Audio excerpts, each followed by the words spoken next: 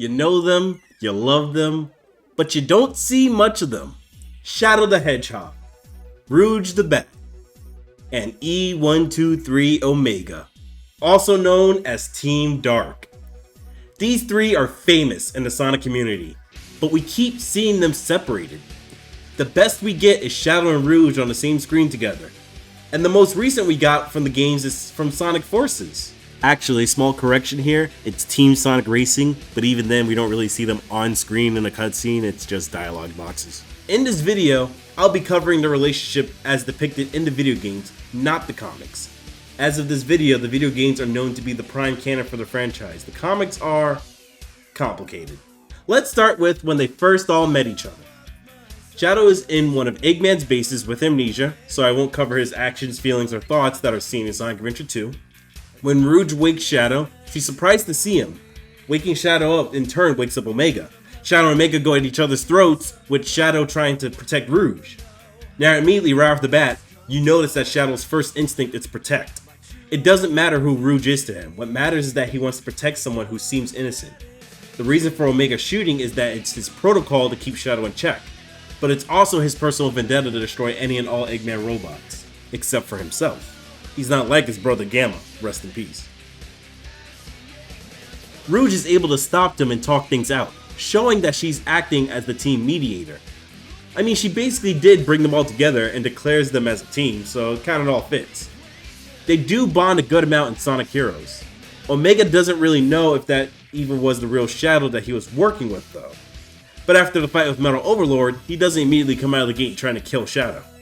Makes you wonder, did the robot grow a heart? Is there a flicky in there?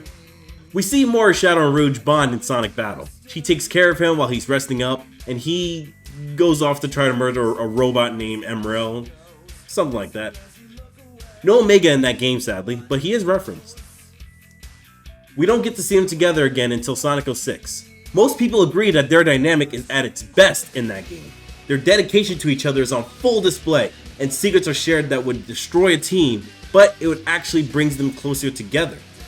One scene in particular comes to mind. Take a listen. Shadow.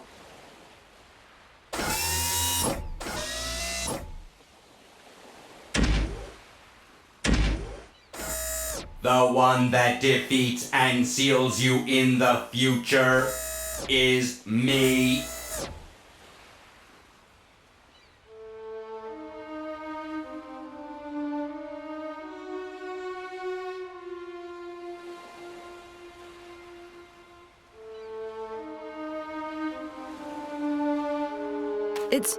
It's so unfair. Shadow's always here to defend the world. Despite that, Eventually, when something or someone is seen as too powerful, it is seen as a threat.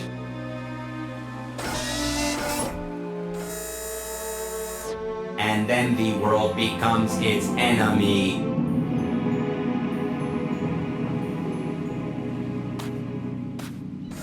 Shadow? Even if you believe everyone in the world will be against you,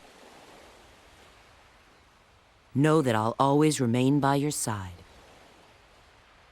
Remember that.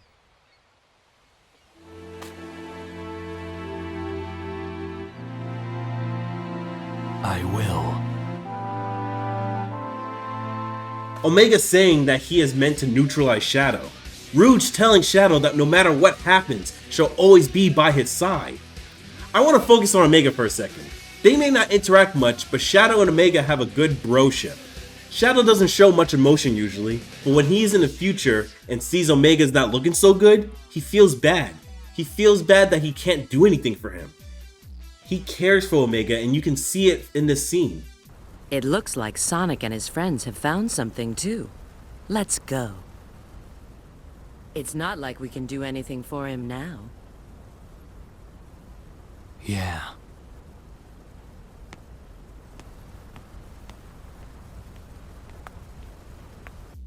Even though Omega is told to neutralize Shadow when the time comes that he's seen as too strong, he is still going to be there for Shadow.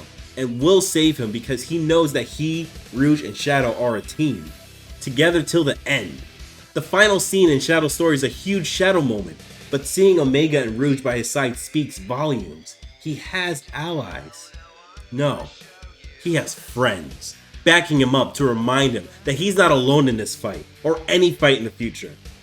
Unfortunately, that's the peak of the Team Dark relationship. Attention is shifted away from them, and the most you ever really get out of them is from Sonic Forces, but they aren't really together? Like physically? They're just talking over the comms. They get together for the final battle, but they kind of just do their own thing. It's like they're together because of coincidence and circumstance. What? Ooh, dudes.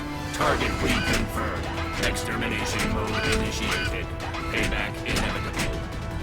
Omega, you've joined us? Awesome. Maybe Sonic Cross Shadow Generations will give us more Team Dark love in the Shadow portion of the game, but don't count on it. It's futile. The world will betray you. Why fight at all? Why risk your life for those who will persecute you later? If the world chooses to become my enemy, I will fight like I always have.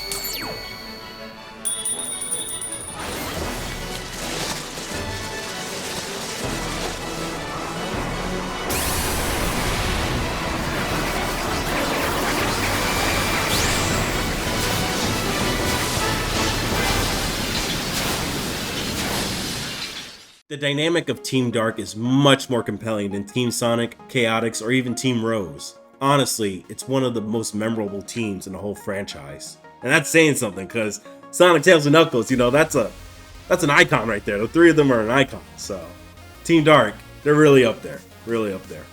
Let me know who your favorite team is, or if you have something memorable that you want to talk about Team Dark, down in the comments below. I'll catch you all next time. Stay blue and have an S-rank day. See ya.